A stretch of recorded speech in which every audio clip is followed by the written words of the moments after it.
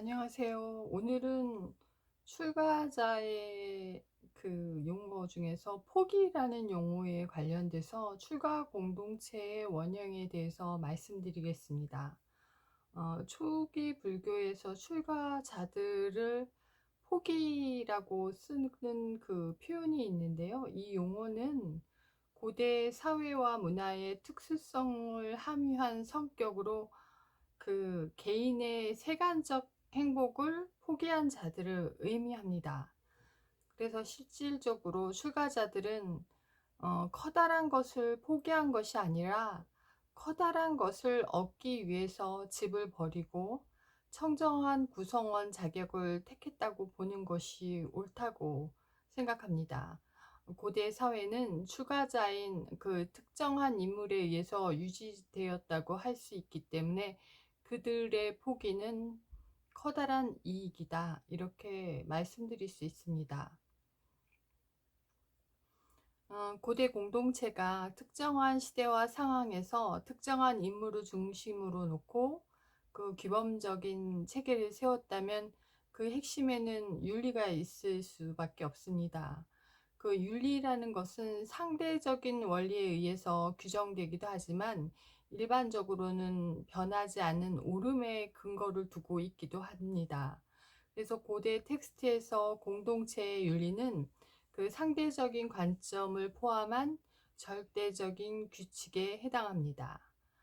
의견의 다양성과 이해관계의 대립이 항상 존재하는 공동체에서 합리적인 동의를 제시한다는 것은 결코 쉽지 않았습니다.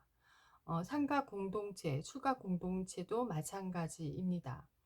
그러나 공동체는 번영의 삶을 위해서 결속에 바탕한 다수의 원리를 제시해야만 했고, 그 다수의 구성원들에게서 나온 규칙은 또 공동체의 종교적 윤리가 되었습니다.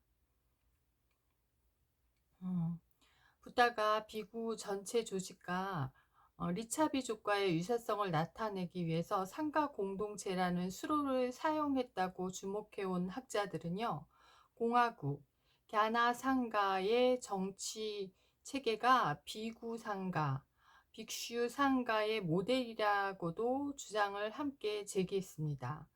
이것은 다른 관점으로 본 원형설에 해당합니다. 원형이란 무엇을 말하는 걸까요? 그 초기 열반경과 율장에서 설명하는 그 원형을 비교해 보자면요. 초기 열반경에서 설명하는 이제까지 언급했던 칠불태법과 율장에서 말했던 조항들 중에서 어느 것이 원형이었을까 하고 생각해 볼 수 있습니다. 후대 공동체가 잘 짜여 있고 조밀한 법 조항들로 구성된 것들에 비해서 초기 열반경에서 논의된 앞서 말했던 칠불태법, 6가지 불태법들 같은 그런 공동체를 위한 법들은 긍정적인 표현으로 구성되어 있지만 매우 성글다고 볼 수 있습니다. 예를 들면은 후대 율장들의 법들은 뭐뭐를 하지 마라 하는 간접 금지와 같이 규제와 제재가 굉장히 상당히 있는 반면에 앞서 말한 초기 열반경 텍스트에서는 뭐뭐 하도록 하라라는, 그 다음에 그 자애로운이라는 아주 적극적인 표현으로 긍정적으로 표현하고 있죠. 그래서 율장이 말하는 금지적인 조항이기보다는 바램의 조항들로 구성되어 있기 때문에 원형에 가깝다, 이렇게 얘기할 수 있습니다. 또한 후대 상가 조항에 비해서 그 초기 열반경에 설해진 법들은 세밀하지도 못하고 조직적이지도 못하기 때문에 원형적이라고도 할 수 있습니다. 세밀하지 못하다는 표현과 조직적이지 못하다는 표현은 다듬어지고 엄격하지 못하다는 의미가 거기에 함께 있습니다. 율장은 초기 불교에서 굉장히 독특한 위치를 차지하는데 그 이유는요, 상가 공동체만을 위한 조항들로 구성되어 있기 때문입니다. 부처님이 열반한 후에 상가 공동체가 경전을 결집하려고 할 때 경전보다 앞서서 먼저 송출되고 편찬된 게 율장입니다. 그래서 율장은 비구 생활에 중요한 두 가지 측면을 포함하고 있습니다. 다른 상가 공동체와의 관계, 그리고 비구들이 일상적인 탁발에서 계속 만나는 상가 공동체 밖에 있는 제가자들과의 관계입니다. 상가 공동체가 견고한 기초 위에서 발전되었다는 것은 초기 불교가 대중적인 인기를 얻을 수밖에 없었던 주요한 이유들 중에 하나입니다. 상가 공동체의 자치적인 성격과 지도권, 그 지휘권, 지도권의 그 자리 다툼이 배제되고 화합이 촉진되었기 때문에 이런 것들이 가능했습니다. 음, 더불어 율장 자체의 확립도 상가 공동체 화합의 징표가 됩니다. 그래서 율의 각 조문마다 상가를 굳게 결속시키는 원천이 됩니다. 율은 상가의 품위를 보존하는 힘을 가졌죠. 이러한 목적에 부응하기 위해서 조문이 제정되었습니다. 율은 대중 생활을 원활하게 해주는 힘이 있습니다. 단순한 도덕 규범과는 달리 법률과 유사한 구속력을 갖습니다. 상가 공동체의 입장과 개개인의 입장에서 강조된 것으로 번뇌를 떨쳐내는 힘이 율 자체에 있습니다. 세간의 법률에는 악을 다스리는 힘이 있지만 번뇌는 그렇지 못하거든요. 그런데 율은 출세간적인 그 성향을 가지고 그 상가 구성원을 안락하게 할 뿐만이 아니라 세간에 귀의하는 대상이기도 합니다. 율은 율을 이렇게 포함하고 있는 율장은 가장 먼저 조직적인 형태를 갖추고 이후에 여러 제도를 만들어냈습니다. 상가 공동체의 엄격한 조항들은 점점 그 조직에 있어서 치밀한 방향으로 흘러가게 됩니다. 그렇기 때문에 상가 공동체를 이끌었던 그 주체인 붓다 자신과 그리고 그에게서 시작한 공동체 자체에서 그 근원을 묻는 것이 타당할 것으로 보여집니다. 물론 붓다는 종교적 관심에서 상가 공동체에 힘을 실은 인물입니다. 그가 붓다가 지향하는 상가 공동체는 도덕적 전통을 이어받아서 견고하면서도 융통성 있게 전통을 수립했죠. 붓다는 융통성 있고 도덕적이고 전통과 더불어 그 자각적인 분석을 종합해서 상가를 위해서 7가지의 변화할 수 있는 구체적인 법들의 조항 같은 것을 구성했다고 볼 수 있습니다.